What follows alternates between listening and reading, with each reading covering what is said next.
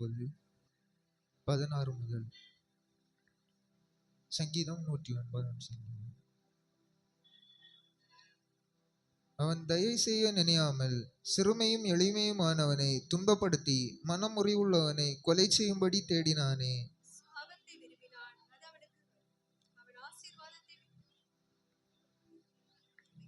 சாபத்தை அவன் தனக்கு அங்கியாக உடுத்தி கொண்டான். அது அவன் உள்ளத்தில் தண்ணீரை போலவும் அவன் எலும்புகளில் எண்ணெயை போலவும் பாயும்.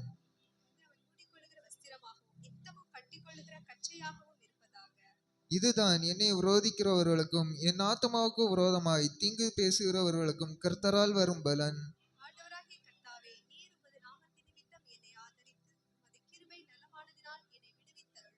நான் சிறுமையும் எளிமையுமானவன், என் இருதயம் எனக்குள் குத்துண்டிருக்கிறது.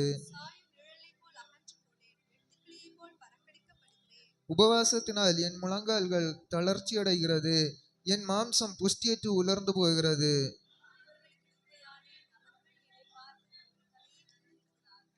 என் தேவனாகிய கர்த்தாவே, எனக்கு சகாயம் பண்ணும். உமது கிருபையின்படி என்னை இரட்சியும்.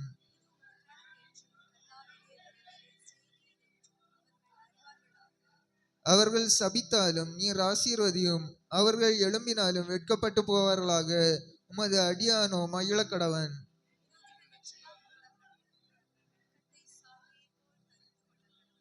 சேர்ந்து வாசிப்போம். கர்த்தரை நான் என் வாயினால் மிகவும் துதித்து அநேகர் நடுவிலே அவரை புகழுவேன். ஆக்கினைக்குள்ளாக தீர்க்கிறவர்கள் நின்று எளியோண்டிய ஆத்மாவை ரட்சிக்கும்படி அவர் அவன் வலது பாரிசத்தில் நிற்பார்.